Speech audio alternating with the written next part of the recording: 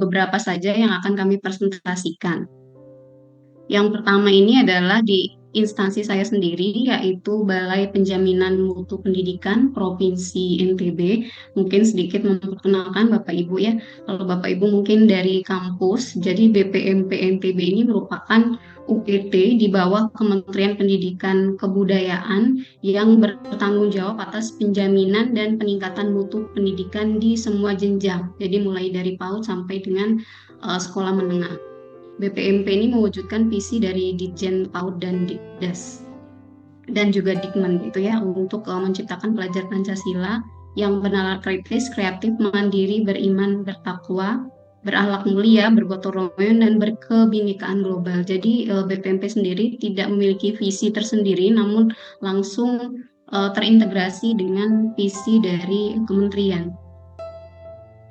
Kemudian cakupan dari TUSI BPMP sendiri ini bertanggung jawab atas mutu pendidikan mulai dari PAUD sampai dengan pendidikan menengah dan juga pendidikan non formal. Jadi ada PKBM dan juga sanggar kegiatan belajar di Provinsi NTB tersebar di 10 kabupaten di NTB ya. Jadi terbagi menjadi 2 pulau, Pulau Lombok dan juga Pulau Sumbawa.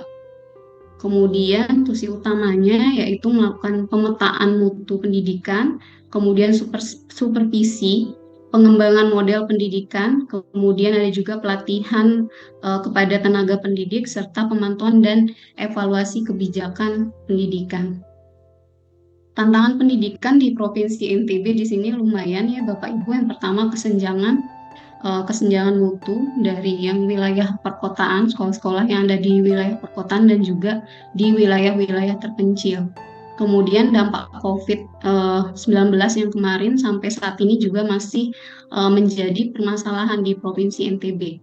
Kemudian dari hasil rapor pendidikan Provinsi NTB yang sudah dirilis, mungkin sekarang ada yang terbaru tahun 2025, beberapa hari yang lalu sudah rilis, dan literasi numerasi ini masih menjadi isu yang rendah di Provinsi NTB. Kemudian infrastruktur yang sangat terbatas, kalau mungkin di Kota Mataram tuh masih aksesnya masih bagus gitu ya, tapi kalau sudah di wilayah-wilayah terpencil itu infrastrukturnya juga menjadi tantangan utama untuk kami di BPMP NTB. Kemudian kualitas tenaga pendidik. Nah, strategi manajemen BPMP NTB yang pertama yang dilakukan adalah transformasi pendidikan. Ini antara lain akselerasi implementasi kurikulum merdeka dan digitalisasi pendidikan untuk meningkatkan kualitas pembelajaran. Ini juga karena perpanjangan tangan dari Kementerian Pendidikan, apapun yang menjadi program dari Kementerian Pendidikan itu akan kami sosialisasikan dan kami menjadi penjamin mutunya di daerah-daerah. Kemudian penguatan tata kelola, pemanfaatan data termasuk dari rapor pendidikan yang dimulai dari hasil AKM peserta didik di sekolah ya, dan survei karakter. Kemudian pengembangan kemitraan di sini banyak ya Bapak Ibu. BPMP bisa bermitra dengan kampus, bisa bermitra dengan inovasi, kemudian dinas pendidikan kabupaten kota, provinsi, dan kemitraan-kemitraan lain yang memang terkait dengan dunia pendidikan.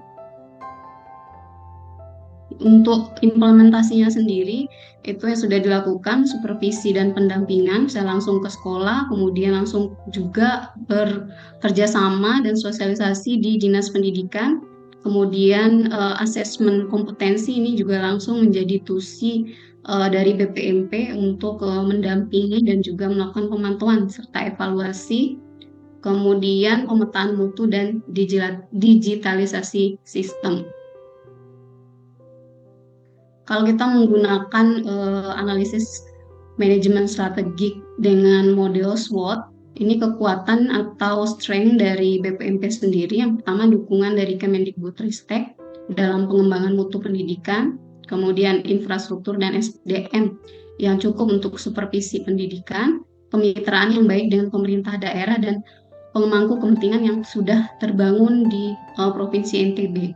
Kemudian kelemahannya tadi kesenjangan mutu pendidikan, antara sekolah di daerah perkotaan dan pedesaan.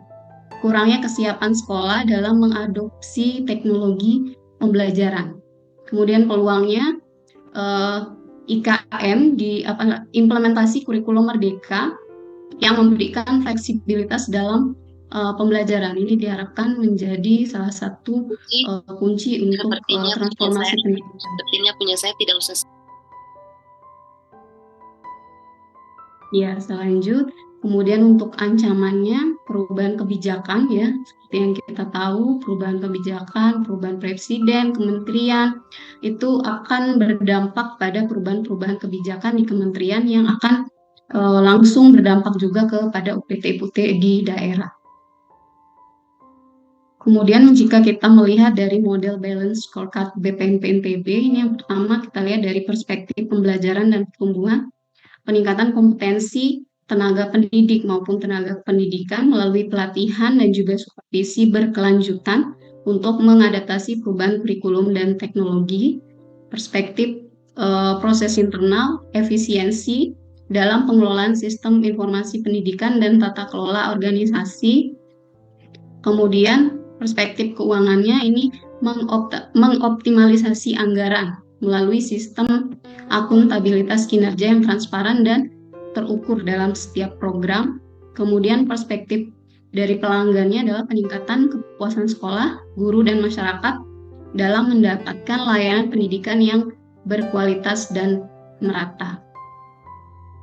Kemudian yang terakhir nih Bapak Ibu, hasil dan dampak strategi yang sudah dijalankan oleh BPMP NTB. Pertama adalah alhamdulillah di tahun terakhir kemarin peningkatan implementasi kurikulum merdeka di sekolah sudah banyak mengadopsi atau menggunakan itu ya. Kemudian predikat sakit BPMP NTB meningkat menjadi A. Penggunaan data dan evaluasi pendidikan semakin meluas dengan adanya data-data dari rapor pendidikan. Ini juga akan terkait dengan perencanaan di Bapeda dan juga BPKAD. Itu terintegrasi data rapor pendidikan, itu kami kerjasama juga dengan Bapeda dan BPKAD untuk perencanaan pendidikan. Kemudian supervisi dan kemitraan yang lebih kuat dengan berbagai pihak. Tantangan yang masih ada, ini kualitas pembelajaran belum merata di seluruh wilayah, kemudian akses teknologi, implementasi reformasi birokrasi yang belum dipahami sepenuhnya. Faktor pendukungnya di sini dukungan kebijakan tentunya dari pemerintah pusat, perkembangan teknologi dan kemitraan yang sudah terbangun. Penghambatnya ini kesenjangan infrastruktur, kesiapan sekolah yang kurang, dan keterbatasan anggaran di daerah-daerah terpencil. Mungkin dari bagian saya itu saja, Pak Muji. Saya kembalikan ke Pak Muji. Terima kasih.